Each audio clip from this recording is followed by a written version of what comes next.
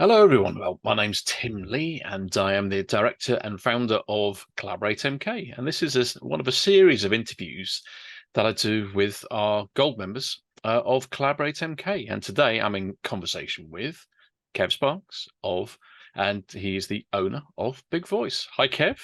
Great Hello, to see Tim. you. And you. Yeah, good to see you, Hi. Tim. Great to see you. So, tell me, where did your career start exactly, Kev? Um, a long time ago. It was before mobile phones, internet, and ironically, digital marketing. So I started out in corporate. My kind of career splits into sort of two sort of bands. About 10 years in corporate, Yeah, run a sales and marketing team for TalkTalk. Good, exciting time.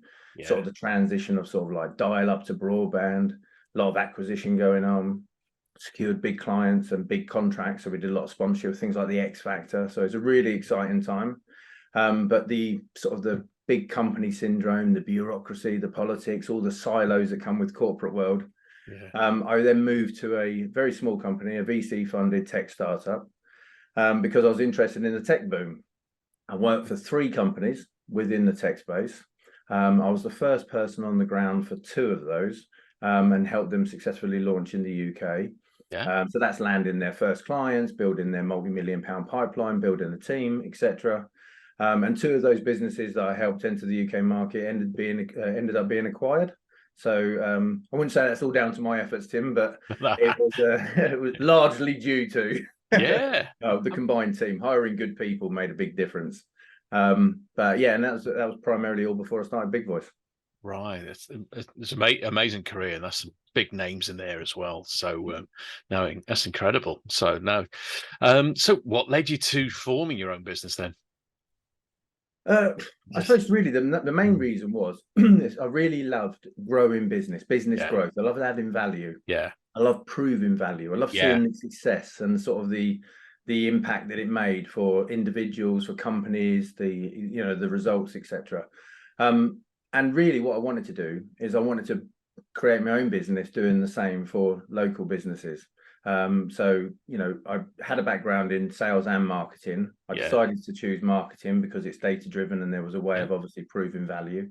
yeah, And I really enjoyed it so far. To date, I've helped lots of businesses like increase their growth, their revenue, fulfill roles for jobs, various different things, all through data-driven marketing techniques. And really, for me, that's I get a real sense of joy from it because I found previously, for me, a lot of marketing seems to be, I wouldn't say fluff necessarily, but yeah, unless you can underpin it and prove it, yeah, it's kind of a so what factor. yeah, And for me, I wanted to answer that question.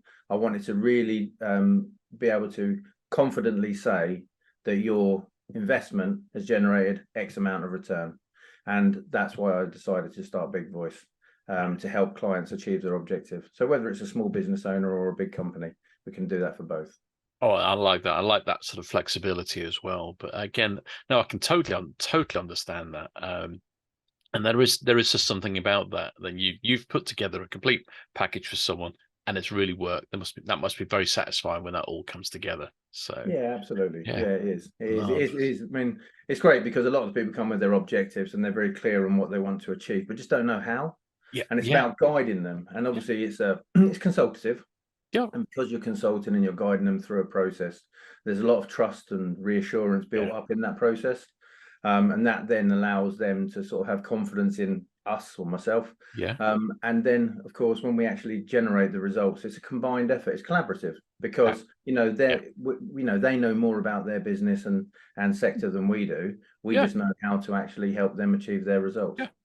And that's it. And marketing doesn't. It's not second nature to every business owner. No, And no. guidance is needed, particularly with marketing. I've noticed over the years, especially. So, what exact services do you offer your clients? We offer social media advertising, social Yeah, media marketing or yeah, management. yeah, We do SEO, email marketing, and we do content services. But the real value I feel that we get most clients is from the social media advertising yeah, because that's really I suppose, the data-driven sort of way of proving value. yeah. Um, and so for me, that's the part on a personal level, that's the bit that I'm Yes, certified for that I really enjoy. But I yes. suppose the other services are complementary to that. It's but there's a real sense of I don't know, success and achievement and recognition when we actually achieve those results for the clients using that service. And it's quite easy to track, isn't it? And that's the beauty of digital media, isn't it? At least Yeah, absolutely. the results are there. Yeah, 100%. Yeah, marvelous, marvelous. So, so what sort of challenges do you face with your business?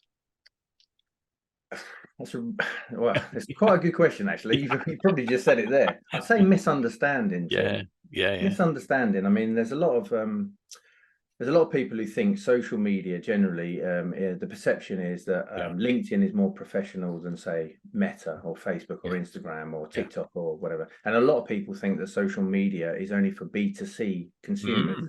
But actually it's not. You know, we've got clients like Cranfield University, Kirkby Diamond, etc., that are commercial companies that primarily have a B2B offering. So those companies are looking to generate leads, interest, awareness, reach, whatever it might be, using social advertising. And the thing is, what people don't really get and understand about the social media platforms is that they're every day people are inputting their information into social media, their likes, their preferences, their dislikes, their political views, their religious beliefs, their eating habits, their holidays, their travel destinations, their friends, etc.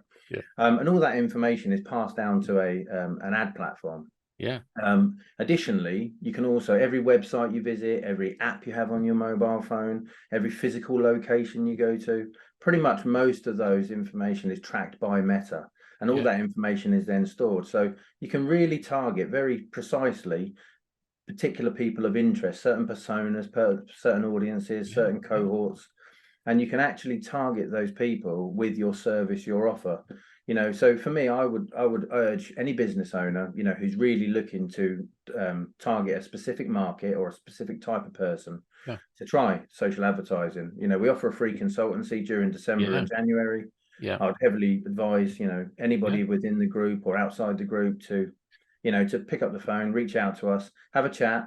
You know, only through sort of 30, 40 minutes. We just want to understand what your objectives are, and we will we'll point you in the right direction. It's unbiased advice. It's literally just to make sure that you don't make the mistake. A lot of the clients that we get sort of late January and February generally have made the mistakes, and like anything, it's harder to undo something than it is to start from fresh. So I really would urge, you know, that they tread carefully and take the advice when offered. And that sounds great advice as well. I'm learning all the time, conversations with yourself and others and so on, because it can be a minefield, but once you've digested it, you think, hang on, this is quite a simple message. Let's just get everything into place. So yeah, it is. I mean, we constantly, I mean, it's amazing how people daily, I mean, obviously, even if you don't use social media yourself, you know, a lot of people, like I say, don't fully understand that the websites and the apps track and pass information back to the social media companies like Google and Facebook. And that's how people are profiled. So even if you're not an active user on Facebook, your behavior from your device across various websites or apps is still passed back to Meta. And that information makes it, you know, so for example, Tim, we could easily track that you're a Liverpool fan. So, which is probably, that's not exactly the hardest thing to profile, if I'm honest, and that you're interested in networking. Yes. but you can identify audiences quite intelligently using the information that's passed from your digital behavior and almost like your footprint. So I think it's really important that people have a better understanding of that and realize the power that sits there. Yeah, I've always understood the Google side of it, but only till a conversation with yourself, I suddenly realized, oh, right, Facebook as well. Oh, my word. I didn't realize the Meta side of things. I must admit, till a recent conversation with yourself. So it's amazing what's out there. So yeah, it really is. Well, it's been an absolute pleasure catching up with you, Kev, and good luck with everything. And we look forward to seeing you at the next Collaborate MK event.